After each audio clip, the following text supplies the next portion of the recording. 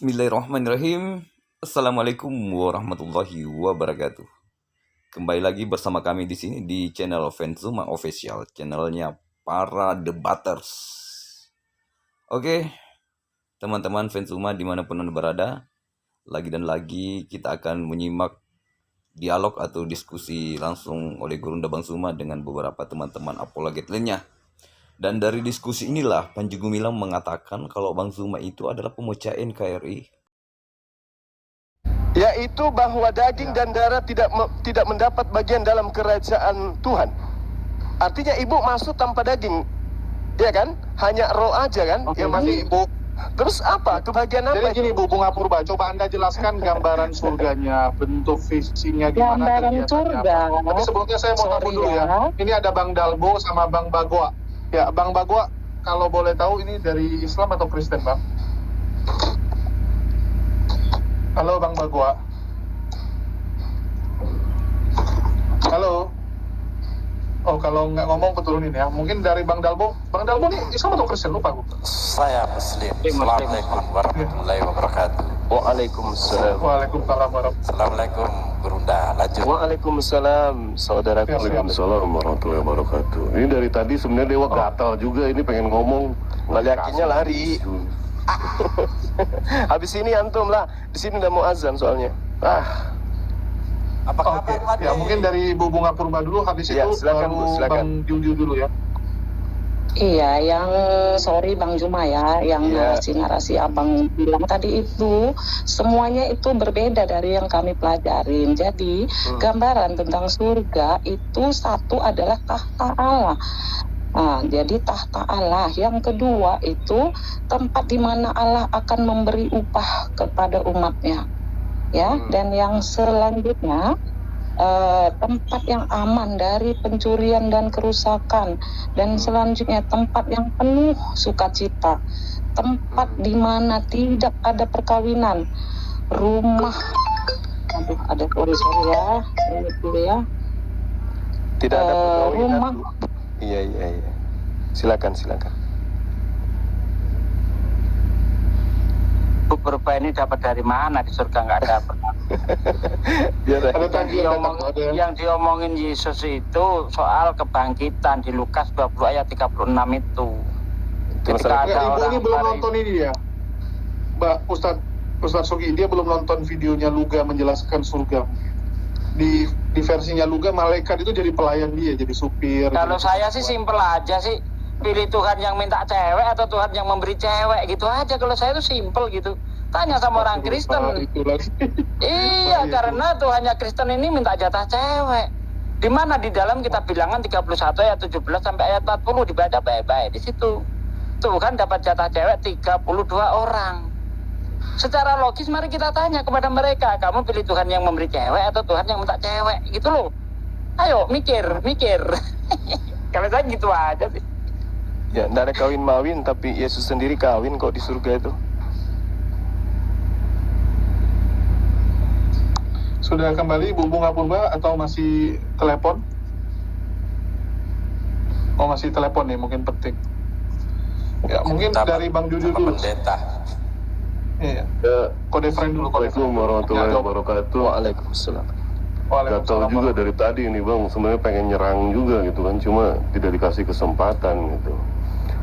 Nah, begini ya, Bu Bunga Kalau ya. Bang Juma udah ngomong ya kita nyimak aja deh. Bang Juma udah sanggup ngatasin semuanya gitu. Iya. Paham.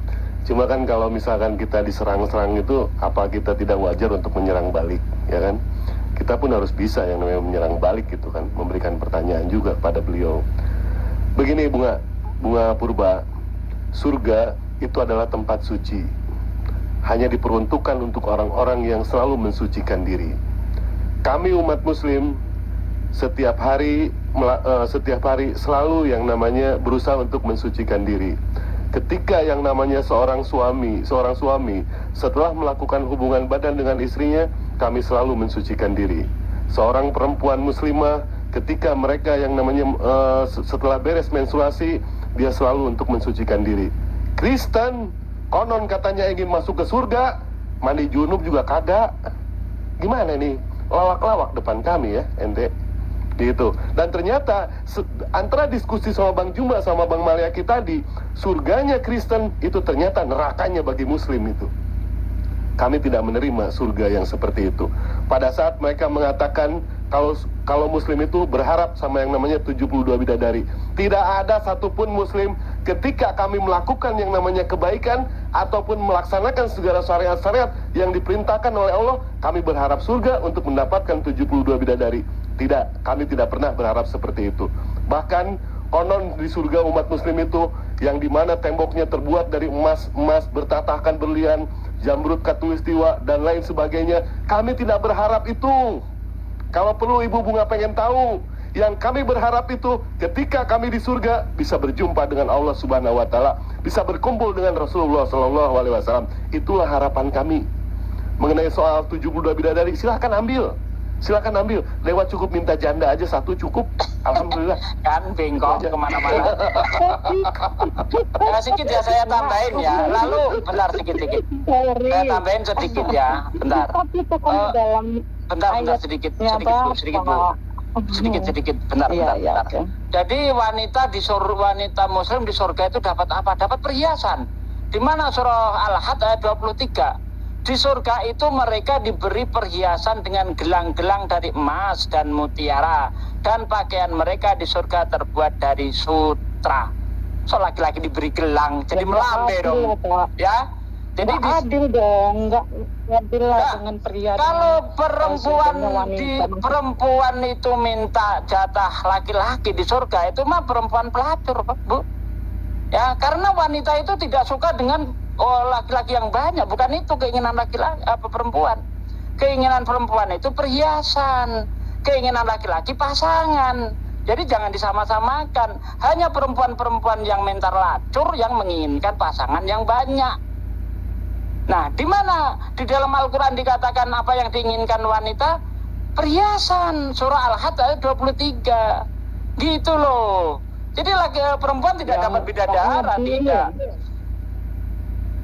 Assalamualaikum. Waalaikumsalam warahmatullahi wabarakatuh. Ada yang mau disampaikan Bang Putra Spiritual? Ibu Bunga ini maunya kalau suaminya beristri lagi, dia bersuami lagi, suaminya dapat istri 72 bidadari, dia juga mau. Ibu mau kan dapat laki-laki 72? Iya kan, Bu? Itu mau saya tentang. Yang itu mau saya tentang. Nggak ada dong. Kirain kan Ibu tadi bercerita tentang adil. Anda mengatakan tidak adil. Anda maunya itu sebagai perempuan di surga dapat 72 laki-laki. Iya kan? Kasihan kali ya. Begitu, ya, maksudnya itu. Ibu. Oh, itu tidak adanya keadilan di dalam yang Bapak ketahuin, yang Bapak pelajari. Jadi maksudnya adil itu ibu ini mendapat perhiasan. Jadi maksudnya ibu ini perempuan juga harus dapat 72 suami gitu maksudnya? Enggak, dari situ kan Pak kita ambil visi ininya kan sudah tidak ada keadilan. Oh, baik bukan. di dunia, dari mana? baik di surga gitu. Dari mana Ibu? Begini. Kan di dunia Ibu, aja, sorry Pak, saya jelasin. Mungkin salah, kalau salah nanti dibenerin ya. Bentar Bu, bentar sedikit Bu. Yang namanya adil itu tidak harus sama Bu. Adil itu sesuai dengan kebutuhannya. Kodratnya. Sesuai kodratnya. Misalnya Anda punya anak umur 25 tahun. Anda kasih uang banyak, misalnya 2 juta gitu kan. Nah, apakah anak Anda yang umur 5 tahun juga Anda beri uang 1 juta? Nah, itu namanya nggak adil. Jadi sesuai kebutuhannya. Nah, wanita itu yang disukai apa? Perhiasan, emas, pakaian, keindahan. Maka di surga disediakan keindahan. Sebagaimana yang tertulis dalam surah Al-Hajj. Nah, laki-laki yang diingini apa? Pasangan-pasangan. Allah kasih juga. Seperti itu loh. Nah, kalau ada perempuan juga menuntut sebagaimana yang diberikan kepada pria-pria muslim, ini perempuan lacur. Gitu. Bu. Oke, coba kita tanya pendapat wanita yang muslim ya. Ini ada Uni Rifam, wanita muslim, silakan. Nggak adil katanya, dia maunya 72 laki-laki juga. Sorry ya. Uni Rifam. Dari Undiri Pak, saya kasih 2 menit aja ya. Entah ini salah nih taksiran saya. Kalau saya salah, mohon dibenerin gitu ya. Jadi yang penilaian saya nih selama ini kan di dunia aja para lelakinya di Bapak ya. Boleh poligami, bisa beristri 5, 6 atau berapa gitu ya, kurang tahu saya. Jadi perempuan supaya ingin poliandri juga gitu. Itu mah minta lanjut, Bu. Sorry Pak, dengerin dulu ya. Bukan dengerin dulu ya. Tapi jangan dilebihkan, Bu. Dengan bilang 5 sampai 6, batasnya 4. Jangan dilebihkan. Boleh Ibu bernarasi tapi jangan ya, sorry, makanya kan saya boleh itu poligami Tuhan, Bu. Misalnya, Nggak boleh poligami Tuhan. Poligami Tuhan nggak boleh. Enggak, sorry dulu Pak. Ini kan saya kurang paham, makanya nanti Bapak paham kan gitu. Maksudnya gini, poin Ibu apa? Itu yang mau saya tanya. Maksud Ibu apa, poinnya apa? Coba jelaskan aja. Ya, belum ngomong. Maksud saya itu begini. Kalau berbicara keadilan, berbicara kehendak gitu ya, gimana kita para wanita itu merasa adil apabila suaminya punya istri 4, 3 mungkin ya, di mana ada keadilannya, sementara kasih sayang aja sudah tidak adil, kesenangannya aja tidak adil, kesukaan. Saya tangkap. Ibu bicara tentang keadilan Tuhan terkait 72 bidadari ya, dan bolehnya laki-laki poligami tapi perempuan tidak boleh poliandri. Justru disitulah Tuhan adil, Bu. Ibu harus paham definisi adil dalam Islam bukan berarti, Bu, sama antara laki-laki dengan perempuan. Tidak pernah bisa sama, Bu. Laki-laki dengan perempuan sejatinya tidak pernah sama. By the way, tentang kesenangan, Bu, mohon maaf. Perempuan secara psikologis, Ibu mungkin saya belajar psikologis perempuan juga ya, Bu ya, bahwa kebanyakan wanita, Bu, yang menjadi prioritas kesenangannya bahkan di dunia, kita belum bicara surga ya, Bu, itu bukan seksual seperti sebagaimana laki-laki, tetapi banyak hal-hal yang menyebabkan kenapa para wanita yang single mother itu mereka itu kadang tidak butuh suami karena mereka berkecimpung di karir, berarti harta, perhiasan, anak-anak. Artinya kalau Ibu bicara tentang adil, justru Tuhan tahu bagaimana kualitas perempuan dan kualitas laki-laki.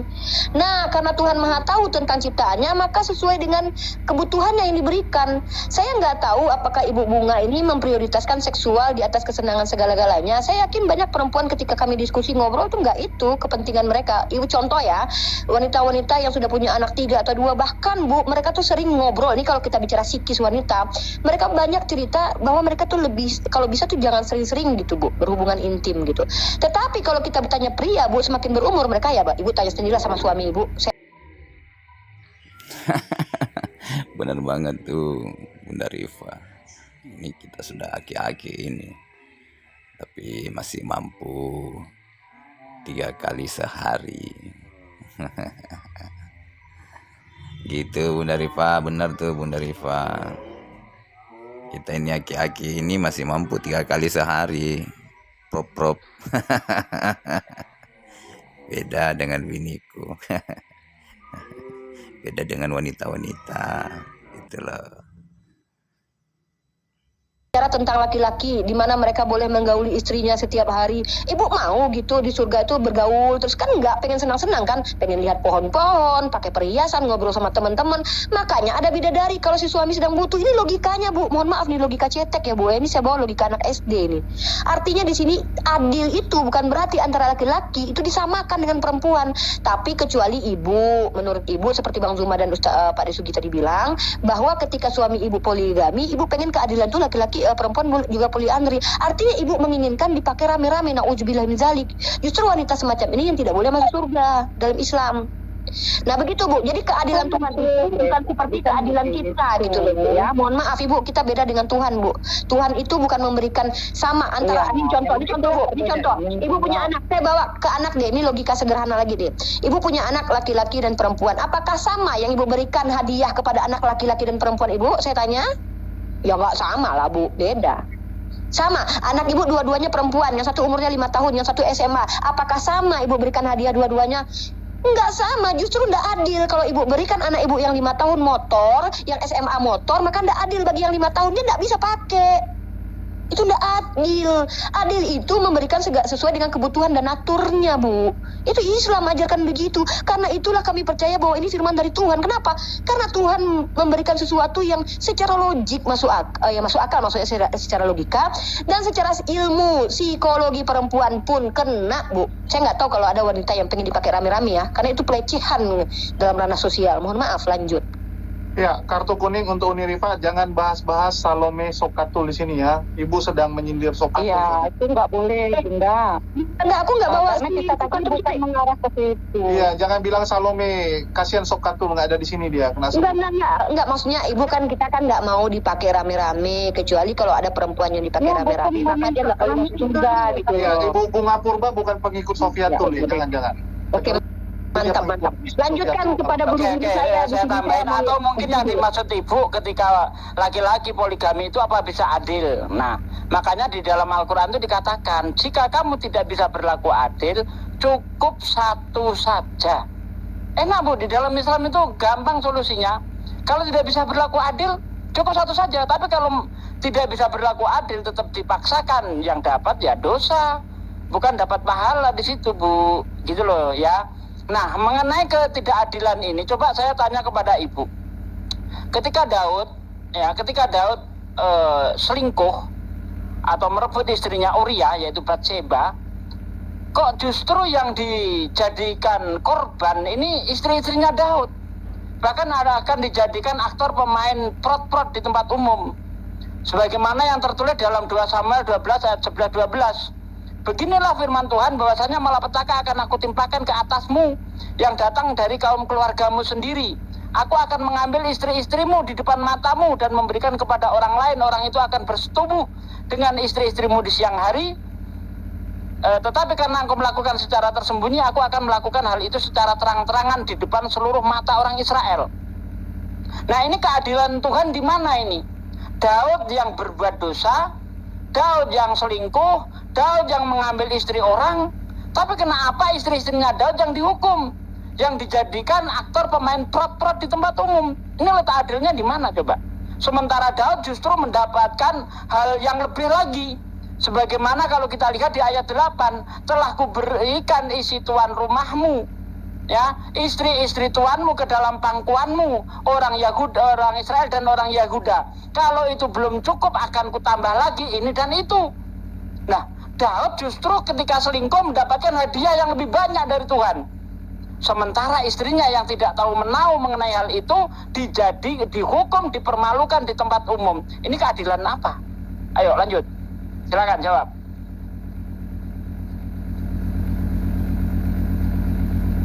Ya, silakan Bu Bunga.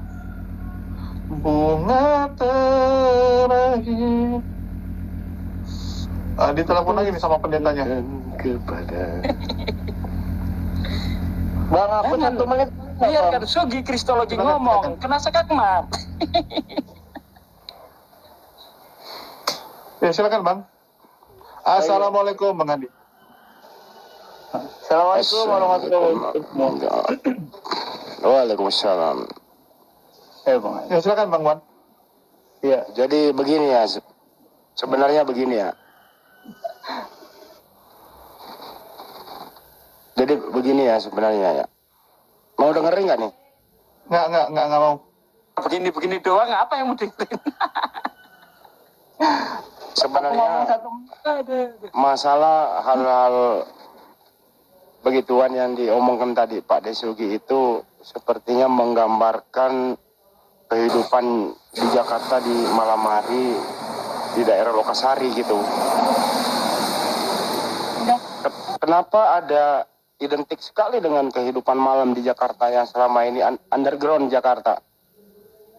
Semalam saya baru survei ya di Jakarta. Pelaku-pelaku itu sebenarnya tidak bisa membedakan antara yang mana yang Muslim, yang mana yang Kristen melakukan hal-hal yang bertentangan dengan ajaran agama, baik kedua agama ini gitu ya. Menurut hasil penelusuran saya semalam, yang belum saya rilis di buku saya gitu, karena terhubung belum terpikirkan, ya silakan mari kita berpikir sama-sama saja bahwa Jakarta itu tempatnya menguji iman, gitu ya. Cukup Pak Desugi sajalah yang telah mengalami bagaimana pahitnya kota Jakarta. Kalau ya. Nah, orang-orang yang baru datang ke Jakarta ingin mengadu nasib, mestinya harus bisa beradaptasi, punya filter yang kuat. Apalagi di daerah Jakarta, pusat perhatian seperti Singapura kalau di malam hari, siang bagaikan kuburan. Itulah yang dimaksud dengan lokal sari. Kenapa Pemda DKI agak sedikit turun gairahnya untuk itu? Karena di sana juga perputaran ekonomi di malam hari ya begitu hampir sama dengan di siang hari. Ini saya ngomong apa sih? Nggak jelas ya? Nggak tahu. Pantesan Bang Andi kemarin minta antar ke Lokasari. Kupikir ngapain? Lagi survei rupanya. Survei kan? Oh, nggak tahu aku soalnya kan cuma ngantar. Survei. Gitu. Ada yang mau nemenin lagi ngantar malam kita survei. Kita survei. Itu ada Bang Aristo tuh mau nemani tuh. Assalamualaikum Bang Aristo. Waalaikumsalam warahmatullahi wabarakatuh. Assalamualaikum guru-guru saya yang ada di sini. Masya Allah. Waalaikumsalam. Ya, ini. Waalaikumsalam warahmatullahi wabarakatuh. Rokok saya mana rokok saya habis? Ngapain kesini, Dek? Ngapain kesini? Ngapain? Buka aja sudah Komal bisnis atau Komal apa urut. Apa ini ku debat? Iya. Mana hilang? Dibilang rapatkan barisan malah menjauh. Mana sih? Ini masih belajar ini, Kanda. Enggak ah. Tetap harus sama-sama lah, jangan menjauh. Sekali-sekali ikut di komal-komal kita, rapatkan barisan. Antum dibutuhkan. Gimana antum punya link semua orang-orang hebat, ikutlah. Siap. Oke? Oke, siap. Bentar lagi ku ikat tangannya ini orang. Ikat. Lanjut. Bang Aristo, nanti kita ngomongin lewat telepon ya. Oh, siap. Perkembangannya Bang gitu. Ikat dia, Lu ikat. ngomong Lokasari tadi ya Bang Andi? Orang ini ngomong Lokasari nih. Bukan itu, masa Lokasari saya laporin ke Aristo, gile kali. Saya baru masuk, sudah disinggung sama Bang Hendy nih. Ini nggak bagus ini. Katanya orang mengadu nasib di Jakarta apa segala. Ini secara tidak langsung menyinggung saya nih. Oke. Ya, Makasih Bang Tris. Bukti Tris. Lanjut. Ya, Jadi baik Dewa izin pamit ya. Bentar dulu, Dewa, jangan pamit gitu dong. Aku belum Jangan dulu dong. pemberitahuan resmi nih. Luar biasa dapat pengajaran dari Bang Juma ya mengenai surga. Sekali lagi Dewa katakan ke Mbak Bunga, tidak ada satupun umat muslim ketika masuk ke surga ingin mengharapkan yang namanya 72 bidadari. Tidak ada sama sekali. Kita tahu Sayyidina Ja'far beliau wafat di medan perang. Kedua tangannya terputus, Bu. Kedua tangan beliau terputus. Allah gantikan dengan sayap yang begitu indah. Ketika arwahnya hendak dibawa sama Allah ke surga, tapi Sayyidina Ja'far menolak. Kenapa? Karena di pelupuk matanya terdapat bayangan Rasulullah SAW. Dia minta izin kepada Allah untuk dikembalikan ke dunia hanya untuk melihat Rasulullah SAW. Kami tidak berharap surga 72 bidadari, tidak. Ya, kami berharap ketika umat muslim nanti ke surga itu, kami bisa berjumpa dengan Allah, bisa berkumpul dengan Rasulullah, bisa berkumpul dengan Bang Juma, bisa berkumpul dengan Aristo, tapi kami tidak mau berkumpul dengan Bang Handi. Ya, itu ya, Bu ya. Nggak apa-apa, karena surga Anda itu tingkatannya masih lantai dasar. Aku udah di lantai 2 mengenai soal keadilan ya, Bu Bunga, mengenai soal keadilan, Allah manusia itu adil, tetapi manusia tidak bisa maha adil. Allah maha adil. Apakah yang namanya keadilan itu harus sama? Tidak. Sebagaimana yang kita tahu, surganya Rasulullah, surganya para nabi, apakah harus setingkat dengan seorang mahadewa? Tidak mungkin. Itu hal yang mustahil. Bahkan surganya Bang Juma bisa jadi lebih tinggi daripada surganya dewa. Itu sudah pasti. Kalau Bang Handi nggak jelas. Itu aja. Terima kasih kepada semuanya. Ikhwan Billah, kalau itu ada kebenaran, itu datang dari Allah. kalau ada kesalahan itu datang dari Bang Juma. Terima kasih banyak. Assalamualaikum warahmatullahi wabarakatuh. Waalaikumsalam warahmatullahi wabarakatuh. Baik teman-teman, itulah diskusi singkat dari Gurunda tadi yang sempat kita simak bersama-sama. Dan kembali kami ingatkan kepada semua fans Suma dimanapun Anda berada, jangan lupa dukung channel kami dengan cara like dan subscribe, biar kami lebih semangat lagi menayangkan video debat yang terpanas. Oke, kami akhir dengan ucapan wassalamualaikum warahmatullahi wabarakatuh. Salam satu Tuhan.